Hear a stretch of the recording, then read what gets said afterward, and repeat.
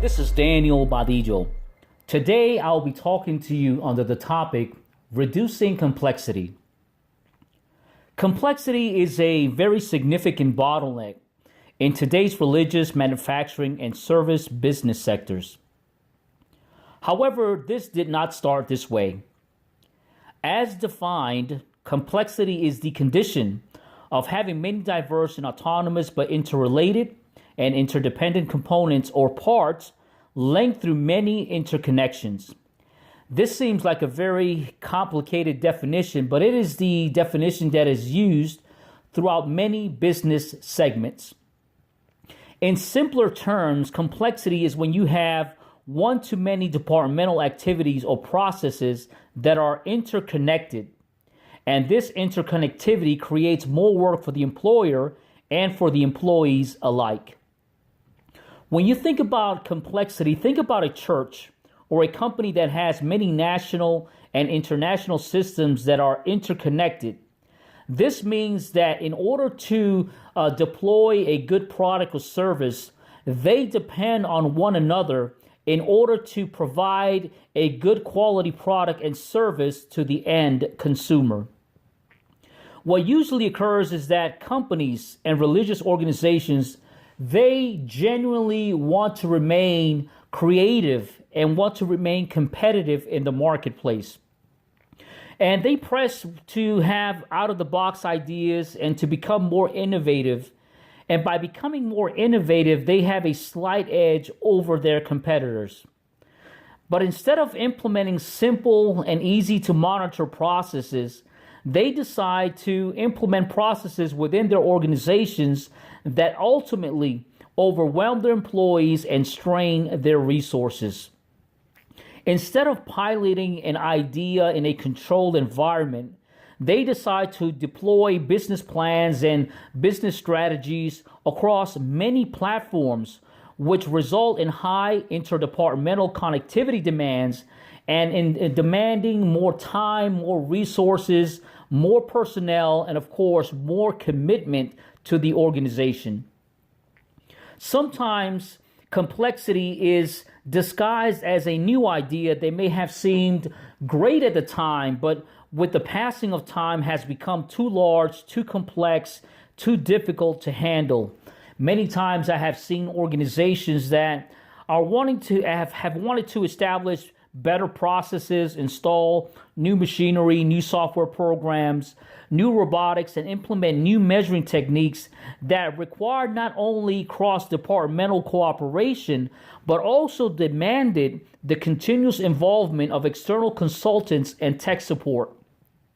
However, with the passing of time, again, as time lapsed, they no longer have the resources to sustain these processes. And when they no longer have the resources to sustain these processes, the responsibility tends to shift to a few key personnel within their company who become too overwhelmed by complex strategies and by very intricate business models.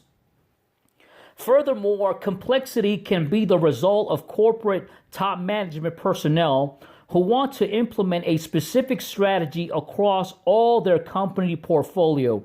Now, let's think about that strategy. Instead of piloting an idea, a strategy in a company and find out the intricacies of those processes and learn to tweak and modify the process, the product, the service in a specific controlled environment, they immediately deploy this specific strategy across all their company portfolio. However, what may work for one company does not necessarily work for all companies. And I really don't want to get into too much detail here, but when you start examining tariffs and logistical constraints and raw material constraints, when you start looking at your supply chain, when you start looking at personnel competency, and you start looking at demographically and geographically whether this business strategy makes sense, you have to really evaluate complexity. What works for one company does not necessarily work for all companies. So again, when individual companies commit their already strained and stretched resources to fulfill a corporate demand, they end up with serious production, manufacturing, and serious complexity issues. So it's no secret that complexity has a high financial cost and directly impacts all personnel within your organization. Therefore, when you inherit something that is so complex, or you implement something that is too interconnected with your shareholders, stakeholders, suppliers, investors, regulators, and so many others, you must make an annual evaluation on how you can reduce complexity. So in this case, I want to provide some counsel on how you can reduce complexity in your business, in your church environment, in your organization or nonprofit sector. My first counsel, and I want you to really take notes, hear me out. These are very simple and basic strategies you can immediately implement in your organization that will prepare you in order to really evaluate whether some strategies and some process implementations are the right ones for your business. So if you're taking notes, I would like for you to take notes, and these are just 5 simple strategies you can immediately implement. The first one being to reduce complexity. In order to reduce complexity, you have to create a diagram of all your departments, a diagram of your processes and services. Some companies use a tool such as the affinity diagram, maybe a simple process map, a matrix diagram. But for other companies that are more complex, that have really intricate and dependent companies worldwide, they may use a value stream map. They may use a business model, sometimes an architectural diagram, to evaluate all their interconnectivities. Remember that the number of interconnectivities determines the level of complexity. Let me say that again. This is so important. It's so basic, but it's so important. The number of interconnectivities determines the level of complexity. If you want to reduce complexity within your organization, you must first evaluate what relationships connect your programs, your processes, technologies, information systems, and personnel. An organization that doesn't know how their processes and business models are interconnected can never really capitalize on complexity reduction activities. My second advice to reduce complexity is to measure. And measuring gives you a qualitative and quantitative results. You have to measure. You have to look at your metrics, what's called the voice of the business. Measuring provides a degree of sorts. It provides an index level. It provides a certain percentage. It gives you a good output for you to evaluate. It gives you the opportunity to compare and contrast one situation to the other, or one product to another, one value stream to the other, one service to another, maybe a personnel group to another personnel group. When you go through this exercise of assessing a situation, questions such as, why was this process established in the first place? Why does this process take so much time and so much supervision? And who oversees this process or program start to emerge? It is possible that there are programs and processes and activities that have no direct link to anyone, meaning that the organization does not know who is responsible and accountable for these processes. So think about that for a moment. There are programs, there are processes, there are value stream maps that sometimes get so complex and have so much interconnectivity with other department personnel, with other value streams nationally and internationally. It gets so large and so difficult to handle that at the end of the day, or maybe at the quarter, or maybe annually, no one really knows who's in charge of what, and why do we require so much supervision? Why was this process established in the first place? You know, when you don't know those things, it actually creates huge bottlenecks within your organization. Therefore, it is crucial that you identify who is in charge of what. It is crucial to identify obsolete departmental and business interconnections so that you are not draining your much needed resources. My third advice to reduce complexity is to reduce your commitments. And I'm going to really, this is, of all five of these, this is one of my favorites. In order to reduce complexity, you have to evaluate your commitments. Find out whether or not you have legal, contractual agreements with your customer, with your supplier, or investor, or shareholder regarding a process or a program that has been implemented for many years. Find out whether or not there are some sort of agreements, a legality to it. Sometimes we are committed to things that we really don't know whether they have a due date. So we have to be very informed on whether or not we have contractual agreements. Find out the extent of those contracts and when they expired. If and when possible for your organizations, you can cancel or sometimes modify those contractual agreements when they expire. Sometimes it's just a matter of evaluating the resources or agreements you've committed to a customer, to a supplier, to a shareholder during a particular moment in time. But now that it's a new season, now that it's a new day, now that it's a new fiscal year or a calendar year, you must evaluate whether or not you can withdraw from such agreements in order to focus on one or more pressing matters within your place of business. So it's very important to evaluate on a semi-annual basis, maybe on a quarterly basis. What are you committing to? What are your finances committing to? What is your time committing to? What are your resources committing to?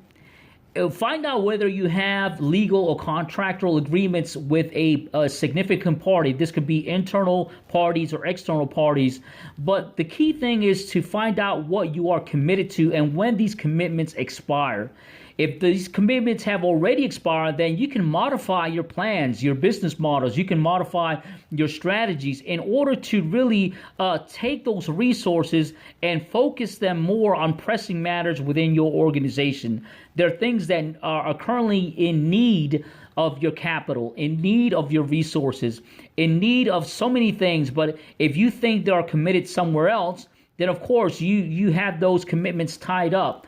But if they are not committed somewhere else, then you have those resources available in order to deploy continuous process improvement.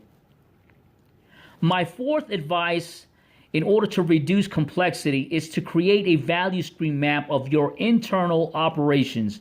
And I want to focus here on the word internal operations. This gives you a clear visualization of production flow, information flow, service flow, and supply chain management flow. A value stream map provides an overview of how you operate internally, and especially offers a snapshot of how much time is spent in each process steps. Having a clear understanding on how your operations are interconnected provides you an opportunity to analyze what is disrupting your process and producing more complexity.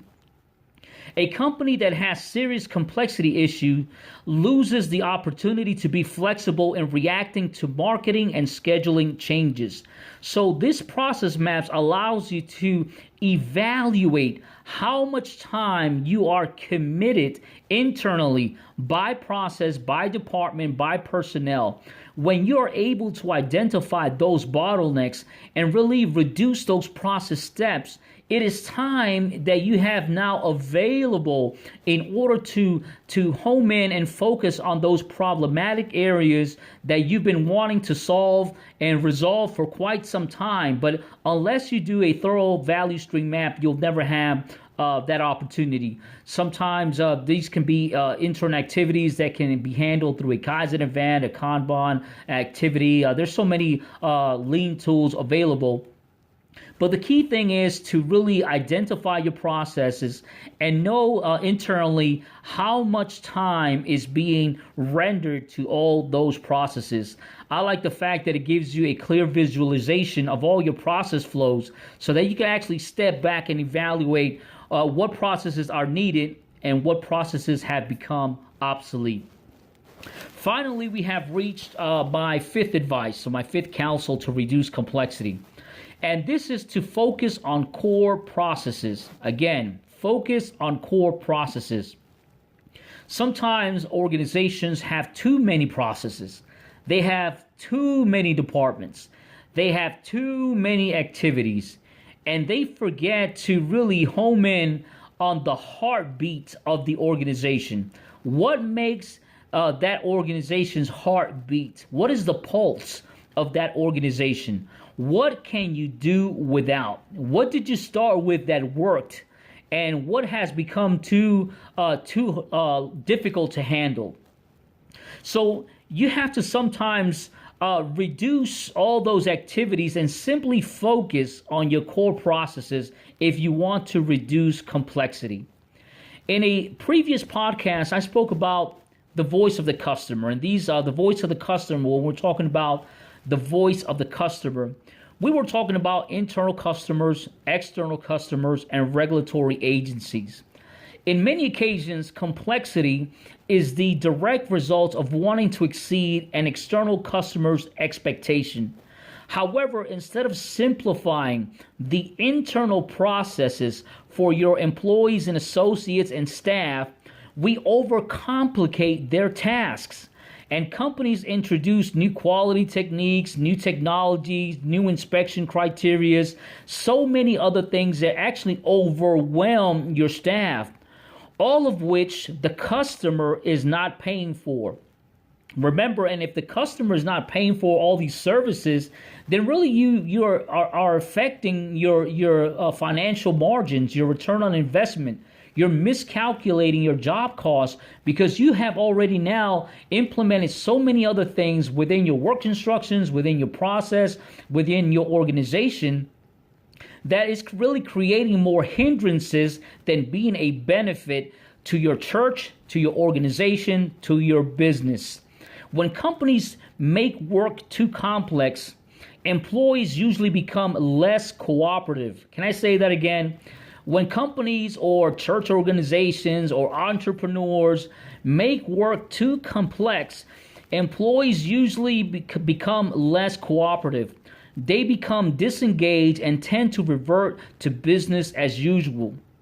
Sometimes it's just too hard to handle, and they revert back to really the same old way of operating, to the same culture, the same mindset, which is really sometimes difficult to break. You must understand then that it becomes when you are becoming too complex and you're focusing on things that are outside of your core processes, you will have serious difficulties. So you have to focus on your core processes and really come to the realization that less is more. Less is more. When I was studying for my Lean Six Sigma Black Belt, I learned about Clarence Leonard. We knew him as Kelly Johnson. And he was a American aeronautical and systems engineer who coined the KISS method, which stands for Keep It Simple, Stupid. And this in any way was not a derogatory statement, but rather it was used to promote simplicity when designing a process, when engineering a tool, when implementing a procedure, a work instruction. He was stressing that we have to promote simplicity, because when the metrics become simple, when the workflow becomes simple, when the ergonomics become simple, when the procedures become simple, they're easy to sustain. However, when they become too overwhelmed, too complex, too difficult, then they actually serve no use. They create more headaches and more hindrances.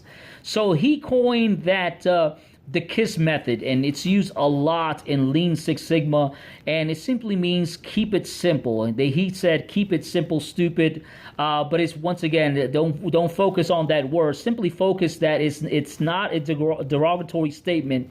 It's really the opposite. What he meant was keep it simple to understand, keep it simple to sustain, keep it simple to implement.